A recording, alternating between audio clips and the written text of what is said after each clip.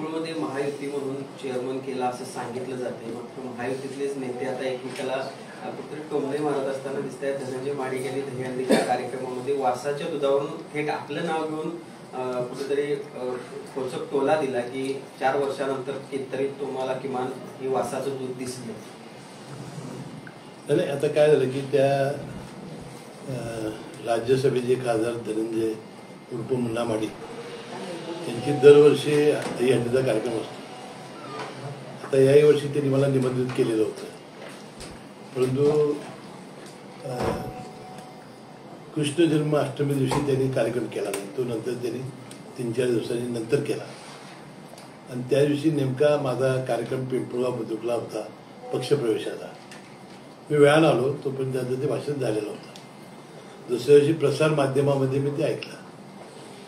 आता यामध्ये चेअरमन युतीचा झालेला एक आहे सर्वश्रुत आहे की कशा पद्धतीनं ही चेअरमन निवड झाली, कशा पद्धतीनं युतीचा चेअरमन झाला. आणि हेही खरं आहे की गेल्या वेळेला 5 वर्षापूर्वी सत्तारूढ पार्टीच्या विरुद्ध आम्ही निवडणूक लढवलेली होती आणि त्यामध्ये काही लोक अजूनही हे त्या विचाराचे आहेत. म्हणजे आज युती सोडून आता त्यांचं जे म्हणणं आहे वासाच्या दुधाबद्दल मी असं म्हणालो की वासाचं दूध त्याबद्दल मनातली शंका दूध उत्पादनाची गेली पाहिजे. आता उत्पादक काय म्हणतात की आमचं दूध आम्हाला परत द्या, परंतु दूध संघाचं म्हणणं आहे की कायद्याप्रमाणे एकदा दूध स्वीकारलं तर आपण परत देऊ शकत नाही, त्याचा नाश केला पाहिजे. आता यासाठी त्यांनी दर दुप्पट केलेले आहे. गेल्या वर्षी 2 रुपये काहीतरी होते, आता ते 4 रुपये 6 रुपये असे दर केलेले आहे. आता मी त्यांना सांगितलं की ह्याची आता टेक्नॉलॉजी फार मोठी वाढलेली आहे. आता जिथं संपर्क सभा झाल्या, काजल आणि गडिंगच्या 2 संपर्क सभेला मी उपस्थित होतो आणि मी त्यांना सांगितलं की आता त्यामध्ये पाणी किती मिसळलेलं आहे, त्यात प्रोटीन दुसरं काय मिसळलं आहे, साखर, युरिया हे जे पदार्थ आहेत ते किती मिसळले हे आता समोर येते आहे. पण तुम्ही किंमत जरी कमी जास्त असली तरी ज्या संस्थेचं दूध वासाचं येईल किंवा दुय्यम दर्जाचं येईल ते ताबडतोब ते मशीन घेऊन जावा आणि त्यांच्या मनातल्या शंका दूर करा, असं माझं भाष्य आहे.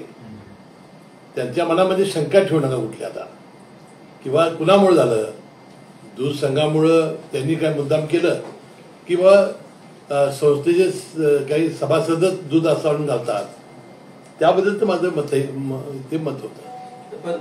आता त्यांनी दुसऱ्या बाजूला तुम्ही हे देखील म्हणाला होता की शौमिका म्हटकांचा ह्या सगळ्या ही काही जनरल सभा होणार आहे त्यामध्ये त्यांचा फारसा विरोध नसेल, परत त्या देखील अजूनही विरोधामध्ये दिसत आहेत. कारण माझ्या प्रश्नांची उत्तर अजून मला मिळालेली नाहीत, फक्त महायुतीचा सन्मान करायचा म्हणून मी शांत आहे असं त्यांचं म्हणणं आहे. नाही, आता बघा, एक वेळा युतीचा चेअरमन झाल्यानंतर शेवटी आपण काहीतरी आचारसंहिता घालून घेतली पाहिजे आणि हे आचारसंहिता जर घालून घेतली नाही तर विनाकारण मतभेद तयार होतील. आता त्याच्या मनात त्या काय ज्या शंका आहेत, आमच्या काय शंका होत्या, या आज आपण बोलत बसलो तर मतभेद वाढतील.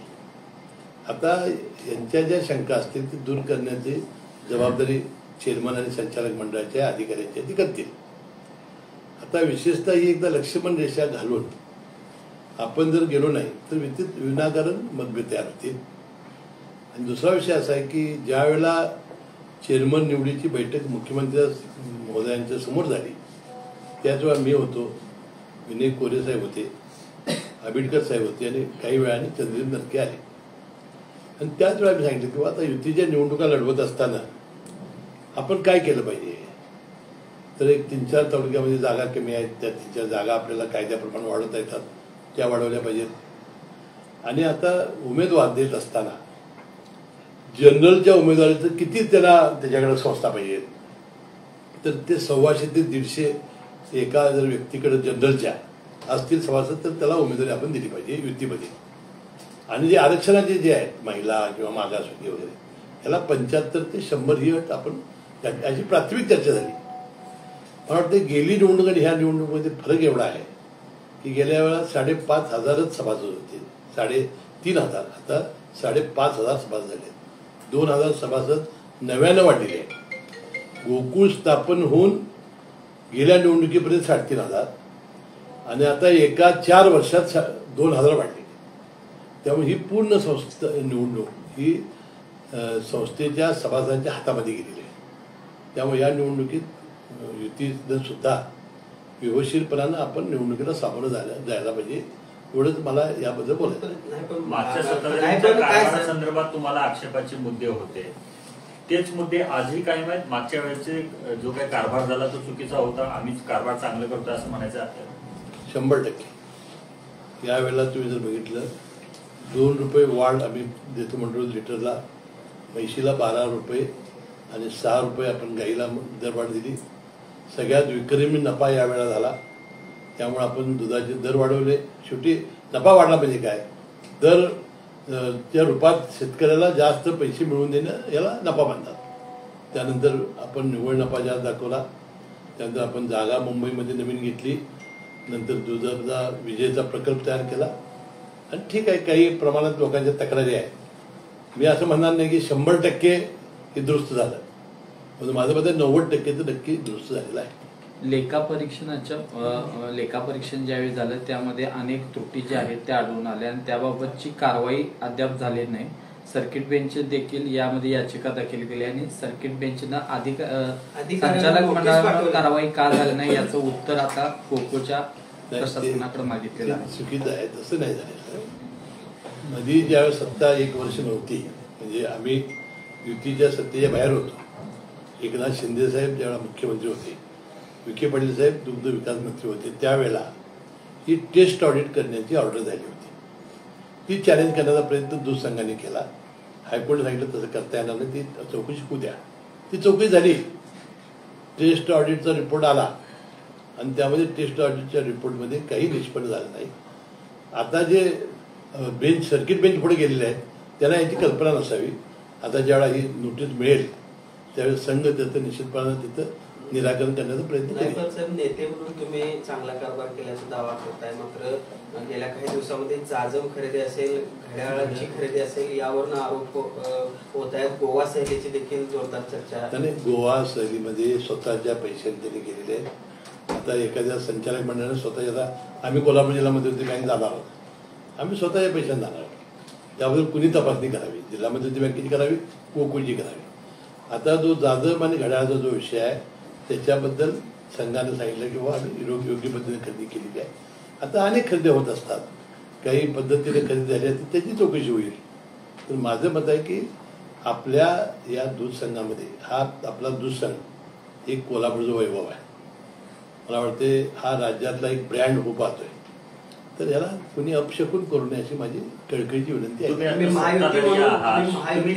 तुम्ही आता सत्ताधारी आहात, नेमके विरोधक कोण असणार आहेत तुमच्या समोरचे? नाही, विरोधक आता कोण असणार आहेत ते तुम्हाला माहिती आहे. आज काय त्याची नावं घेण्यात काय अर्थ नाही. युती जर एका बाजूला आली की कोण विरोध राहणार तुम्हाला माहिती आहे. आता आपल्याला आम्ही युतीमध्ये आहोत. आता युतीमध्ये असल्यामुळे युतीचा धर्म निभावणं हे आमचं काम आहे.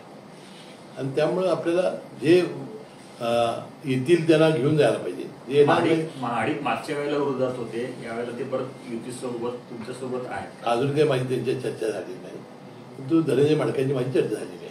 पण एका वेळेला तुम्ही महायुती म्हणूनच ही गोकुळची निवडणूक लढवण्याबाबतचे संकेत देताय किंवा तसे प्रयत्न करताय. मात्र महाडिक कुटुंबातील धनंजय महाडिक असतील, शौमिका महाडिक असतील, या अजूनही गोकुळच्या कारभारावर नाराजी व्यक्त करतायत. विशेषतः तुमच्यावर देखील कुठे नाराजी किंवा शाब्दिक टोलेबाजी तुमच्यावर वैयक्तिक होताना दिसते. मी आता सांगितलं याच्यामध्ये एक लक्ष्मण रेखा आखली पाहिजे.